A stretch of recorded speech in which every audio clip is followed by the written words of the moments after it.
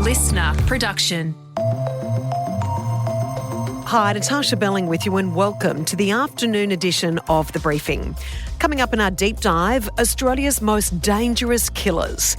We chat with the journalist behind a new podcast series that investigates our country's soaring rates of domestic violence and homicide. We also reveal the key narcissistic traits these killers often display and the warning signs we all need to watch out for. Those details in just a moment. But first, let's check the afternoon headlines this Friday, the 13th of February. Angus Taylor is now the new leader of the Liberal Party. The former Shadow Treasurer ousting Sussan Ley in a spill, 37 votes to 17. Jane Hume was also voted in as Deputy Leader. Mr Taylor admitting the Liberal Party had to change or die, announcing a key focus on immigration. Well, can I say to those who have been thinking about shifting away from the Liberal Party to One Nation or any other party, we understand that you're disappointed with us. We understand that we need to do better to restore your confidence in us.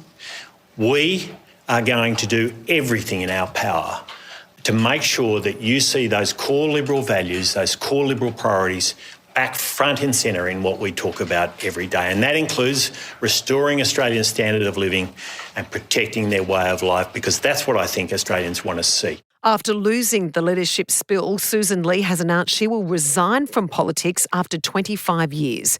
Ms Ley served as the party's first female leader for only 9 months after the Liberal Party's devastating election loss in May last year. I will be spending the next couple of weeks thanking the amazing people of Farrer and expressing my gratitude to them for the honour of representing them for 25 years. Shortly thereafter, I will be tendering my resignation to the Speaker. I'm not sure what comes next for me. I look forward to stepping away completely and comprehensively from public life, to spend time with my family, to reconnect with my enduring passion, aviation, which taught me if I had an ego, I'd be dead. It's been quite useful in politics. And finally, as some of you know, I was part of the early punk rock movement in Canberra. I will continue to find wisdom in one of punk's defining themes, a fearless and honest belief in yourself. Thank you. Her resignation will trigger a by-election in Sussan's seat of Farrer, which is set to be a major test for Mr Taylor's new leadership, with One Nation already announcing they'll contest the southwestern New South Wales seat. And the police watchdog has announced it will investigate the actions of officers at Sydney's Town Hall rally on Monday night. The Law Enforcement Conduct Commission has released a statement saying it was in the public interest to investigate the police operation, including incidents of alleged misconduct on the part of New South Wales police officers against pro-Palestinian protesters. Now it's time to get into our deep dive on the new podcast series called Kiss and Kill that investigates some of Australia's most horrific domestic violence-related homicides. We speak with the host of the podcast, Alison Sandy, who explains how these violent offenders, including killers like Gerard Baden-Clay, displayed key narcissistic traits and controlling behaviours before they murdered their current or ex-partners. The series, which drops this Sunday, is a frightening insight into why these offenders kill, the warning signs to look out for, and the urgent action that's needed. And a warning for our listeners, the content of this interview contains references to domestic and sexual violence. You've shown no remorse or apologised for her death. Hi, I'm Alison Sandy, National Investigations Editor at the 7 Network. He was the last person to see her after they had an argument at their family home. And I've got a new podcast out. I've got nothing to say to you. Kiss and Kill is a deep dive on some of the nation's most notorious killer narcissists and expert abusers. Very deliberate manipulation. Examining their telltale signs and patterns of behaviour. To make her think that she's nuts. Do you know the single biggest predictor that somebody could escalate dangerously So you know exactly what to look out for. is that they are controlling? More women are being murdered by their partners than ever before. Introducing Kiss and Kill. He used to call her princess. Alison, thanks so much for joining us. Why did you want to do this podcast? Well, Natarsha, after doing 3 podcasts about hidden homicides, it didn't take long for me to realise this pattern of behaviour that was leading to them, to the deaths and all the other cases that we've seen since. You would probably get a little bit tired of seeing another woman killed by her partner or former partner each week. We had the latest one in central New South Wales with 3 people. And we know the figures are bad. We know that it is once a week. But A, there's no formal counting. Like, the federal government doesn't count the femicides. We have Sherelle Moody who does it. But there's no formal thing. So, which makes me wonder, well, how important is this? We know that it's a national crisis. We know that these killings of women, it has spiked 10% in the past 2 years. We know from the World Health Organization that we're talking about a third of the global population of women are experiencing domestic, family or sexual violence. You know, like, it's a third of the population. It's so significant. And that was just a report that just came out at the end of last year. So we know this is a huge issue, yet it's not being taken seriously. And then when you look into it, when you speak to the experts, you realise that part of that is because they don't understand these crimes of passion, these so-called crimes of passion, that they're still being treated as though they're a one-off, spur of the moment, something just snapped, as opposed to the fact that actually this is a pattern of behaviour and there's a homicide timeline which shows the stages leading up to it and that it was actually kind of an inevitability. So, Alison, one of the murderers that you've actually investigated is Baden Clay. We know an incredibly high-profile case that he murdered his wife, and there was a history of narcissistic personality disorder and also coercive control. Can you take us through the case with Gerard Baden Clay and what you actually uncovered? Yeah, well, Gerard Baden Clay, it was probably the easiest one that we could analyse because, first of all, there was a paper that was written in 2017 called Narcissistic Rage and the Killing of Alison Baden Clay by a forensic psychiatrist and also a barrister, so Dr. Freckleton and Dr. Scott. And so we already had that, I guess, pro forma that this is a person who was suffering from NP8 or MPD, not suffering because I guess that's not probably the right word, but he grew up in a very privileged and I guess entitled life where he was the great-great-great-grandson of Lord Baden-Powell who founded the Scout movement. And then when you look at Alison Baden Clay, she was this beautiful, talented, amazing woman who, you know, looked like she was living her fairy tale when she married him because you could just imagine, and I don't know about you, but I sort of grew up thinking that the fairy tale was possible. Came out of school having no idea about coercive control or any of those sorts of things. And Alison was about 9 years older than me. So, you know, you could see how she would have been taken in by him. And then to have it all turn around after 15 years of marriage and for him to murder her. And then to hear the court case, again, the assassination of her character and almost as though she brought it on herself, you know, even with his infidelity that came out, it was blaming her because she had a depression very early on in their marriage at one stage, but it was a clinical depression based on an adverse reaction to anti-malarial. But anyway, I mean, you just saw all the different stages. And anyway, I guess I know it's a long-winded answer, but it's a very complex issue. But it was the fact that we now know about coercive control. And I don't know, it's a bit of a light bulb moment for me, seeing that in the context of all these murdered victims that we come across, intimate partner homicides, and just what happened in the lead-up of it. So Baden Clay was just a prime case study that fit the criteria. And what was really terrifying about that case, Alison, we all remember it was incredibly high profile. is he actually came out and made a public appeal for help in finding his missing wife. To what degree is that a real clear indication of a narcissistic personality disorder? Because they clearly have no empathy and it's I've done no wrong, although clearly he had murdered his wife. Yeah, I asked the experts about this because I wanted to know too. And Claire Ferguson from QUT, who's a criminologist, forensic criminologist, she said to me that they objectify their victim. He doesn't view her like the mother of his children. He views her as a problem, something in his way to getting what he deserves. And in regards to those disorders and coercive control, throughout your investigation and speaking to all of these experts, what are some of the warning signs they advised you that we need to look out for so we can identify these type of personality disorders that we know in some circumstances can lead to horrific murders? Well, there's a bit of a misnomer that violence, signs of violence is the number one thing you should be worried about. And you do see the obvious cases. Certainly one of the people we look at is Tyrone Thompson, who ended up murdering his ex-partner by stabbing her more than 78 times. She did everything she could. He had breached ABOs. It didn't matter. There was nothing she could do to prevent that, despite trying so hard. But the actual number one thing is a controlling person. That, as Jane Monckton Smith, who I spoke to, who invented the homicide timeline, says, is the person who will kill you or, is most likely to kill you.